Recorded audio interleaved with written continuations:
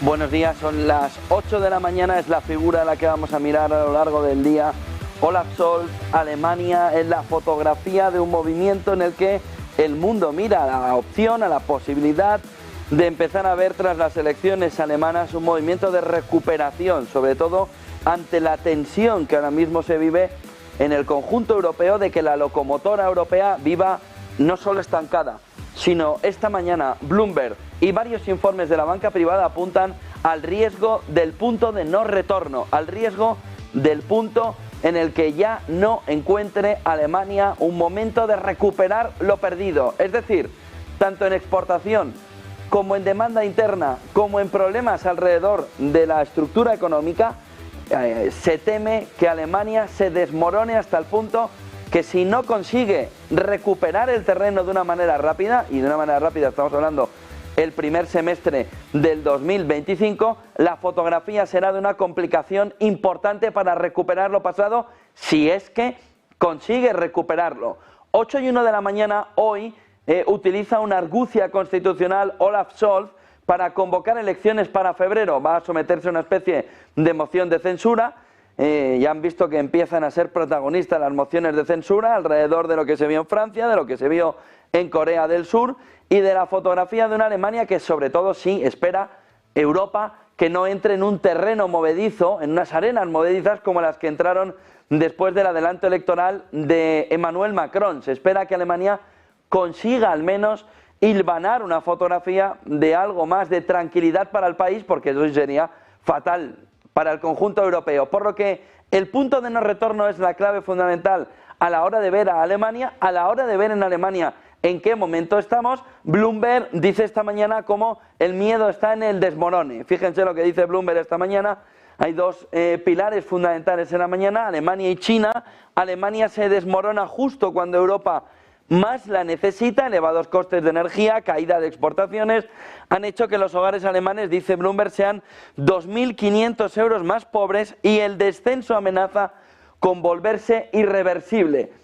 El panorama es no negativo, es profundamente preocupante para el conjunto europeo por el riesgo de expansión de la situación en Alemania. Pero ahora mismo la fotografía esta mañana, 8:03 de la mañana, viene alrededor de esa moción de censura, del camino ya a las elecciones de febrero, Navidad por medio, es decir, mes y pico de una campaña electoral donde la derecha parece que recupera el poder, donde la extrema derecha, la AfD, asciende hasta convertirse, dicen las encuestas, en segunda fuerza política, y donde un país acostumbrado a las coaliciones, vamos a ver cómo hace la coalición en esta ocasión. Ya les digo, aún así se espera que la situación en Alemania no se parezca ni un ápice a lo que se ha vivido en Francia. Miren la siguiente diapositiva alrededor de lo que se está diciendo con distintos informes la directora, fundadora y directora ejecutiva de Future Today Institute, que asesora a empresas alemanas sobre estrategia,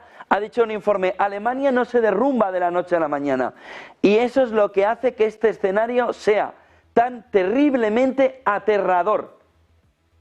Fíjense el movimiento alrededor de cómo viene el mensaje en distintos informes de esta mañana con lo que está sucediendo en Alemania. Dice, es un declive muy lento y prolongado. Es verdad que no ha sido del 1%, del 1,5% la caída, sino que como era del 0,1, del 0,2, 0,3 en ese entorno, el mercado y los propios analistas estaban diciendo, bueno, tan mal no parece que haya sido. Pues sí, lo que está diciendo el informe firmado por AmiWeb es que no es de una empresa ni de una ciudad, sino de todo el país. Y aquí viene el problema fundamental. Y Europa se ve arrastrada con Alemania. Alemania, dice el informe, no se derrumba de la noche a la mañana. Eso es lo que hace que este escenario sea tan terriblemente aterrador.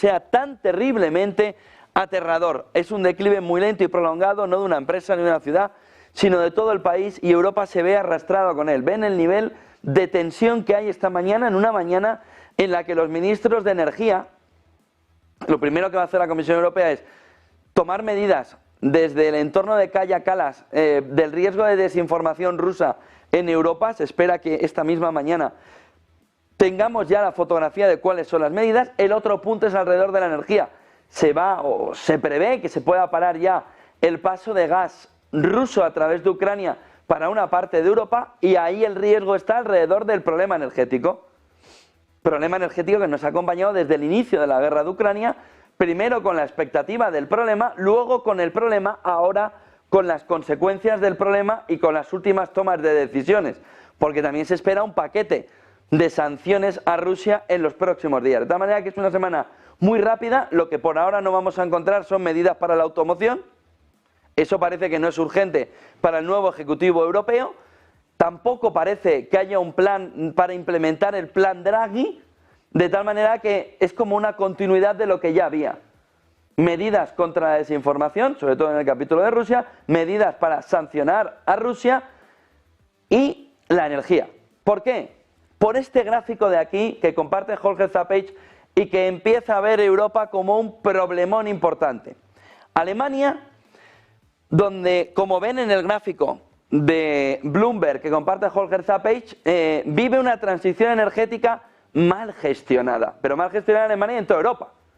Si bien en los últimos años se ha añadido una enorme capacidad de energía solar, nadie pensó en el conjunto europeo que cuando había nubes no había sol, que parece lógico, pero así estamos en Europa. De tal manera que han hecho todo el movimiento energético, pero en el momento en el que la generación viene por el lado solar en pleno invierno, tenemos un problemón. Y entonces cambia la energía de base. Resultado, precios de la electricidad, como ven en el gráfico, se disparan en invierno porque a pesar de la capacidad solar, si no hay sol porque hay nubes, se produce poca energía, ninguna energía solar durante los meses más oscuros del año en los que estamos. Tenemos el problemón encima, que es movimiento de aumento del precio de la energía en Alemania, que empieza a dar síntomas de que solo le falta la otra medida que quiere tomar Europa, ver qué va a suceder con el tránsito del gas ruso a través de Ucrania. ¿Por qué? Porque si nos acercamos a un mes más frío que los últimos 2 años, sobre todo el 2022 con la entrada del invierno en el inicio de la guerra de Ucrania, llevábamos 7 meses o 6 meses, ahí se vio que, bueno, era una bendición el tiempo que había llegado. Parecía Madrid, Frankfurt, cuando íbamos a la reunión del Banco Central Europeo en aquellas fechas. Ahora ya se empieza a ver un invierno mucho más frío. ¿Cuál es el problema? Mala gestión de las inversiones, gestiones que van a lo solar, que está muy bien en tiempos, o en territorios como España, donde la solar puede tener una entrada muy fuerte por días de sol durante el año, pero en Alemania, en el norte de Europa, en Bruselas, que se pasan meses sin ver el sol. ¿Cómo va a ser la solar el pilar fundamental sobre el que la estrategia circula? De tal manera que vamos a ver que decide Europa, vamos a ver que empieza a ver el mercado, porque lo que empezamos a ver en este gráfico de Bloomberg que nos apunta Holger Zappage es que la fotografía de Alemania alrededor de la energía, lejos de empezar a aclararse, empieza a empeorar ahora. Y vemos ya los picos en la parte final, marcándonos un camino, miren, que no vivimos en el final del 22, aquí teníamos el problema de la guerra de Ucrania y de la poca cantidad de reservas. En el 23 es que fue miel sobre hojuelas, no había ni medio problema, como ven. En el 24 vuelve, porque ahora sí tenemos un movimiento más frío alrededor de lo que se va viendo en la entrada del invierno. Cuidado con un invierno frío sobre los precios de la energía, que pueden ser otra puntilla, ya ni la puntilla, otra puntilla más a la industria alemana y a la industria del norte de Europa. No solo alemana, pero principalmente alemana. Fíjense, porque si un país puramente exportador, no de servicios, y luego les explico por qué del matiz, sino de manufacturas, está con problemas vinculados a la energía, se supone que el otro país exportador que ha recibido la energía que le hacía ser competitivo a Alemania, que es China, la energía rusa, que lo recibe ahora China, tendría que tener un comportamiento de salida importante. ¿Qué dice Financial News en los datos conocidos esta noche? Bueno, producción industrial, pues bueno, 5,4, previsión 5,4, anterior 5,3. Aquí viene el lío de esta noche. Debería tener un movimiento de repunte espectacular si no tuviera otros muchos problemas. De tal manera que vemos ventas minoristas, 3% de subida, se preveía un 5% veníamos de un 4,8. El dato no es que sea malo. El dato es un desastre. Y refleja que la demanda interna china está hundida. Y que por muchos paquetes de estímulo que se pongan, parece que todavía se necesita más para despertar lo que el inversor internacional está viendo en la economía china. China tiene un problema de crecimiento, sobre todo, básicamente, en su demanda interna. Sí, sobre la base del crecimiento chino, del dinero público, muy bonito. Sobre la parte de la exportación, bien. Sobre la parte de la producción industrial que viene de la exportación, bien. Sobre la parte del inversor, del consumidor chino, un desastre. Inversión urbana china, year to date, desde el principio de año hasta ahora, interanual, 3,3. No está mal. No es un buen dato, pero no está mal. Venía un pronóstico del 3,5, el anterior era el 3,4. Con lo que, fíjense lo que les decía.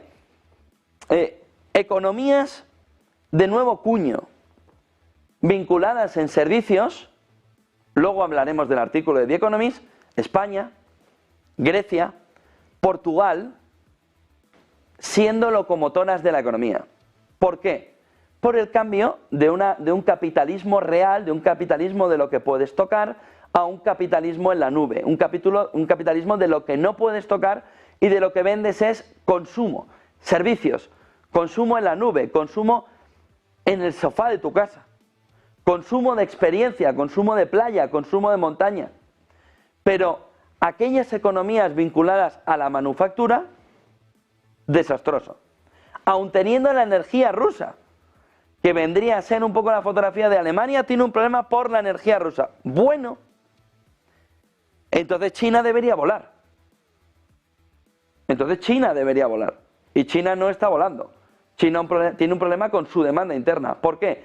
Porque se empieza a ver cómo la diferencia entre capitalismo real, capitalismo en la nube, es el elemento fundamental en este entorno. Vayámonos al mercado para ver en las pantallas de TradingView cómo amanece una semana en la que tendremos Reserva Federal, en la que tendremos el discurso de Putin como de fin de año, que suele dar también, que suele subir el pan, alrededor de cómo ve la fotografía, va a hablar sobre todo de Donald Trump, cómo ve la fotografía alrededor de Donald Trump, y vamos a tener el dato de inflación, el preferido de la Reserva Federal, SP500.